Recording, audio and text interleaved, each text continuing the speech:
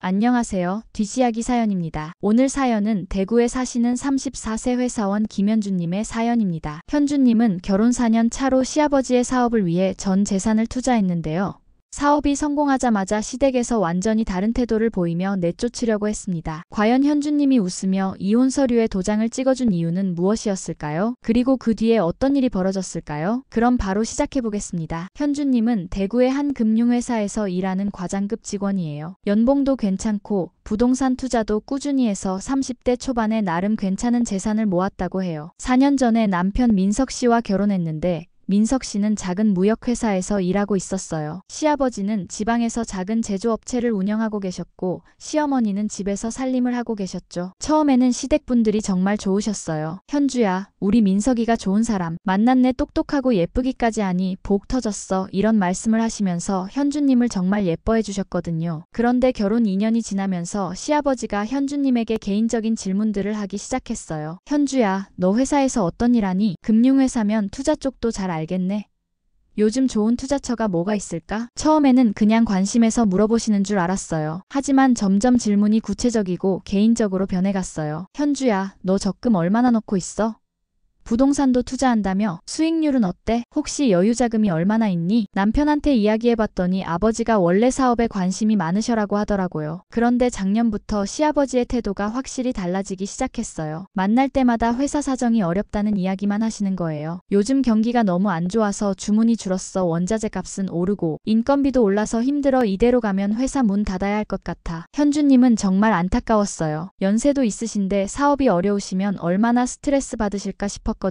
그래서 아버님, 혹시 도움이 필요하시면 언제든 말씀하세요 라고 했더니 시아버지 표정이 확 밝아지시더라고요. 올해 초에 시아버지가 갑자기 집으로 찾아오셨어요. 그것도 시어머니와 함께 정장까지 차려입고 말이에요. 현주야, 우리가 너한테 중요한 상의가 있어서 왔어. 시아버지가 진지한 표정으로 말씀하셨어요. 현주님은 무슨 일인가 싶어서 차를 준비해드렸어요. 그런데 시아버지가 말씀하신 내용은 정말 예상을 뛰어넘었습니다. 현주야, 사실 우리 회사가 정말 위기야. 하지만 좋은 기회가 하나 생겼어. 대기업에서 우리한테 대량 주문을 주겠다고 하는데 설비 투자가 필요해. 아, 그러시구나. 현주님이 대답했더니 시아버지가 더 구체적으로 말씀하시기 시작했어요. 그런데 설비 투자에 3억 정도 필요해. 은행 대출은 한계가 있고 혹시 너희가 좀 도와줄 수 있을까? 3억이요? 현주님은 정말 놀랐어요. 신혼부부한테 3억을 달라고요? 아버님, 저희가 그렇게 많은 돈이. 현주야, 이건 투자야. 손해보는 장사 아니야. 시아버지가 설명하셨어요. 이 주문만 받으면 매달 수천만 원씩 수익이 날 거야. 3억 투자해서 1년 안에 5억은 벌 수 있어. 현주님은 남편을 쳐다봤어요. 남편이 뭔가 말할 줄 알았거든요. 그런데 남편의 반응은 어땠을까요? 현주야, 아버지 말씀이 맞는 것 같아. 이런 기회가 흔하지 않잖아. 남편까지 시아버지 편을 드니까 현주님은 정말 당황스러웠어요. 그런데 저희 전 재산이 거의 3억 정도인데. 현주야, 그러니까 더 좋은 거야. 시아버지가 말씀하셨어요. 젊을 때 한 번 큰 투자해야 부자 되는 거야. 시어머니도 거들어 주셨어요. 현주야, 우리가 실패할 사람들 같아? 30년 동안 사업해온 경험이 있어. 집에 와서 현주님은 남편과 진지하게 이야기했어요. 여보, 이건 너무 위험해. 우리 전 재산을 다 투자하는 거잖아. 그런데 남편이 뭐라고 했을까요? 현주야, 아버지를 믿어보자. 그동안 사업 잘해오셨잖아. 그리고 우리도 언젠가는 독립해야 하는데 이번 기회에 목돈 마련하면 좋잖아. 결국 현주님은 마음을 정했어요. 시아버지를 믿어보기로 한 거예요. 적금 1억, 부동산 투자금 2억을 모두 정리해서 시아버지께 드렸어요. 시아버지는 정말 고마워하셨어요. 현주야, 내 덕분에 우리 회사가 살아났어. 몇 배로 보답할게. 그리고 몇 달 후 정말 놀라운 일이 벌어졌어요. 시아버지 회사가 대박이 난 거예요. 대기업 주문이 실제로 들어왔고 매달 수천만 원씩 수익이 나기 시작했어요. 시아버지가 정말 신이 나셨어요. 내가 역시 사업 감각이 있어. 30년 경험이 헛된 게 아니야. 현주님도 정말 기뻤어요. 자신의 투자가 성공한 거니까요. 시아버지도 고마워하실 거라고 생각했어요. 그런데 사업이 잘 되기 시작하면서 시댁의 태도가 조금씩 달라지기 시작했어요. 처음에는 현주 덕분이야 라고 하시더니 점점 우리가 워낙 사업을 잘해서라는 말씀을 더 많이 하시게 됐어요. 그리고 회사 운영에 현주님과 남편을 참여시키지 않으시더라고요.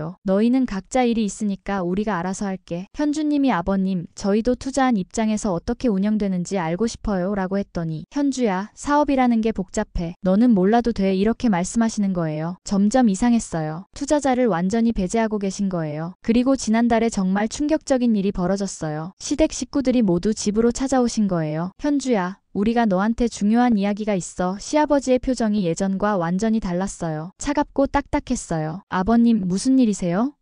현주야, 솔직히 말할게. 시아버지가 말씀하시기 시작했어요. 이제 너희는 독립할 때가 됐어. 우리 회사도 안정됐으니까 이제 가족끼리만 하려고 해. 현주님은 귀를 의심했어요. 자신들이 투자한 돈으로 회사를 살려놓고서요? 아버님, 무슨 말씀이세요?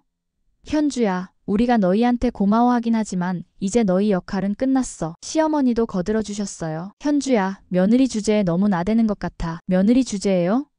그래, 넌 우리 핏줄이 아니잖아. 정말 충격적인 말이었어요. 3억을 투자해서 회사를 살려줬는데 핏줄이 아니라고 배제하시는 거예요. 그럼 제가 투자한 돈은 어떻게 되는 건가요? 아, 그거 우리가 조금씩 갚아줄게. 조금씩이요? 그래, 한 달에 30만 원씩. 어차피 너희도 월급 있잖아. 30만 원씩이면 3억을 갚는데 83년이 걸리는 계산이에요. 말도 안 되는 소리였어요. 현주님이 화가 나서 말했어요. 아버님, 그건 너무하지 않나요? 제가 평생 모은 돈인데. 그러자 시아버지가 정말 충격적인 말을 했어요. 현주야, 그건 투자가 아니라 효도야. 며느리가 시아버지 도와드리는 게 당연한 거 아니야? 이제 회사 잘 되니까 내 역할은 끝났어. 그 순간 현주님은 깨달았어요. 시댁에서 자신을 단순한 투자자로만 본 게 아니라 아예 이용만 하고 버릴 생각이었다는 걸. 집에 와서 남편과 큰 싸움을 했어요. 여보, 이게 말이 돼? 우리가 3억을 투자했는데 쫓아내시는 거야. 그런데 남편의 반응이 어땠을까요? 현주야, 아버지 입장도 이해해봐. 가족 사업이니까 가족끼리 하고 싶으신 거야. 그래도 우리가 투자한 건 팩트잖아. 현주야, 그건 투자가 아니라 효도야. 부모님 도와드린 거지. 남편마저 시아버지 편을 드니까 현주님은 정말 절망적이었어요. 며칠 후 시아버지가 이혼 서류를 들고 오셨어요. 현주야, 이제 정리할 때가 됐어. 민석이는 우리 아들이니까 회사에서 일하고 너는 내 갈 길 가는 게 좋겠어. 현주님은 그 이혼 서류를 받아들고 웃으며 말했어요. 네, 알겠어요. 그리고 바로 도장을 찍었어요. 시댁 식구들이 모두 놀라더라고요. 이렇게 쉽게 승낙할 줄 몰랐나 봐요. 그런데 아버님, 한 가지만 여쭤볼게요. 뭐냐?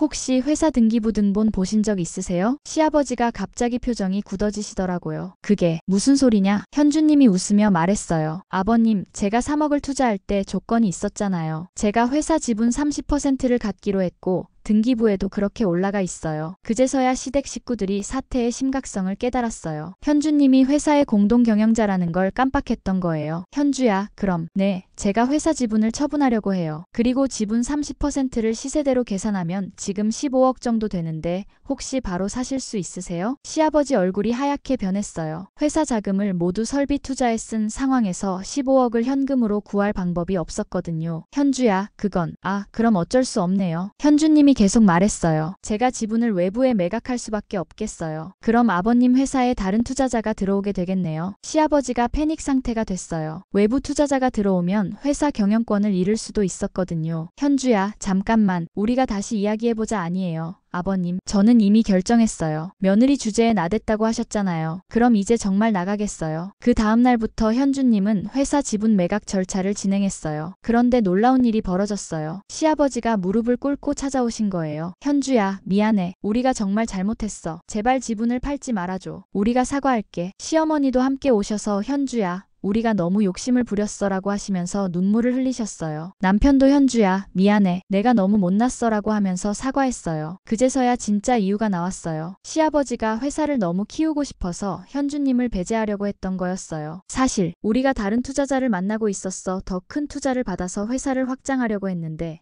네가 있으면 복잡해질까봐. 하지만 현주님이 지분을 매각하려고 하자 모든 계획이 틀어진 거예요. 결국 새로운 합의를 했어요. 현주님이 회사에 정식 이사가 되고 경영에 참여하기로 했어요. 그리고 시아버지가 정식으로 사과문을 쓰고 향후 모든 중요한 결정은 현주님과 상의하기로 했어요. 지금은 회사가 정말 잘 되고 있어요. 현주님도 이사로서 경영에 참여하고 있고 배당금도 꾸준히 받고 있어요. 시댁과의 관계도 예전보다 훨씬 좋아졌어요. 현주야, 우리가 정말 미안했어. 네가 없었으면 우리 회사가 어떻게 됐을지. 현주님은 말합니다. 처음에는 정말 배신감이 컸어요. 전 재산을 투자했는데 쫓겨날 뻔했으니까. 하지만 법적으로 확실하게 준비해둔 게 저를 지켜준 것 같아요. 투자할 때 지분을 등기부에 올려둔 게 결정적이었죠. 그리고 감정적으로만 대응하지 않고 법적 절차를 통해 해결한 게 좋았던 것 같아요. 여러분은 어떠세요? 이런 상황에서 현주님처럼 침착하게 대처할 수 있으셨을까요? 댓글로 의견 남겨주세요. 다음에도 더 흥미진진한 사연으로 찾아뵙겠습니다. 구독과 좋아요도 부탁드려요.